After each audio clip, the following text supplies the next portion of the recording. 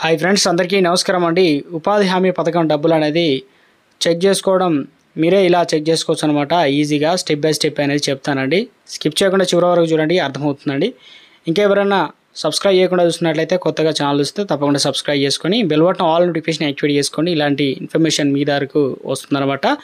చూస్తున్నారు కానీ లైక్ చేయడం మర్చిపోతున్నారండి. వెంటనే లైక్ చేయండి. మీరు లైక్ చేయడం వల్ల ఇలాంటి ఇన్ఫర్మేషన్ చేయాలని నాకు కొద్దిగా ఎంకరేజ్మెంట్, నాకు ఒక టైప్ ఆఫ్ సపోర్ట్ అయితే ఉంటుందన్నమాట. సో ఈ వీడియోని చివరి వరకు చూడండి, స్కిప్ చేయకుండా అర్థమవుతుంది. ఇక మనం అయితే ఈ రకంగా అయితే సెర్చ్ చేయాల్సి అయితే ఉంటుంది. పిఎఫ్ఎంఎస్ ఇదైతే సెర్చ్ చేసిన వెంటనే అక్కడ వచ్చేసి DBT status, beneficiary and payment details అయితే ఉంది కదా. ఈ పేజ్ అనేది, ఈ విండో అనేది ఓపెన్ అవుతుంది అనమాట.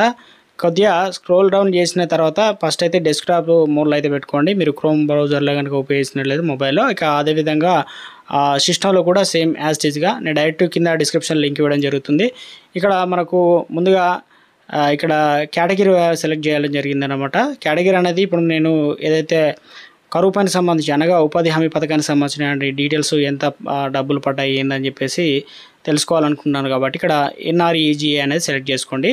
సెలెక్ట్ చేసుకున్న తర్వాత నాకు డీబీటీ స్టాటస్ అనేది, డీబీటీ అంటే అది డైరెక్ట్ బెనిఫిట్ స్టాటస్ అనమాట. సో ఇందులో వచ్చేసి నాకు పేమెంట్ డీటెయిల్స్ కావాలని చూస్తున్నారు కాబట్టి పేమెంట్ పైన క్లిక్ చేశాను.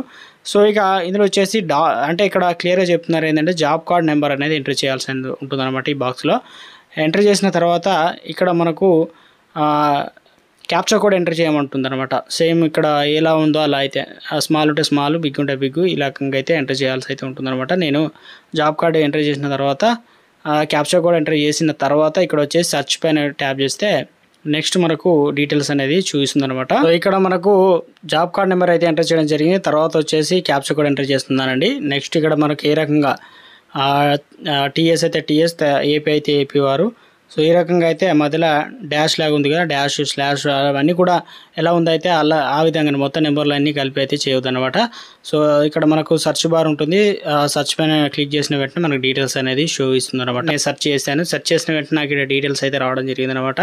కార్డు సంబంధించిన డీటెయిల్స్, అదేవిధంగా బెనిఫిషియరీ ఐడి, అదేవిధంగా ఇక ఎన్ని రోజులు పని చేశారు, ఇక డీటెయిల్స్ సంబంధించి ఎలాంటి పని చేశారు ఏంటి అనేది ఇక్కడ రావడం జరిగింది. దాంతోపాటు ఇక్కడ వచ్చేసి మనకు ఇప్పటి వరకు 2025లో ఇక అప్రూవల్ అయింది. ఇక వచ్చేసి మనకు శాంక్షన్ అయిన డేటు, ఇవన్నీ కూడా క్లోజింగ్ డేటు ఎంత అనేది 940 రూపాయల డబ్బులు అనేది ఖాతాలో అయితే జమ చేయడం జరిగింది.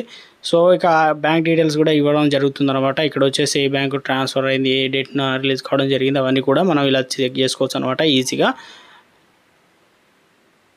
సో ఒకవేళ మీకు కనుక తెలియకపోతే, జాబ్ కార్డు తెలియకపోయినా, నెంబర్ తెలియకపోయినా కూడా దానికి ఒక సపరేట్ వీడియో కూడా చేస్తానండి.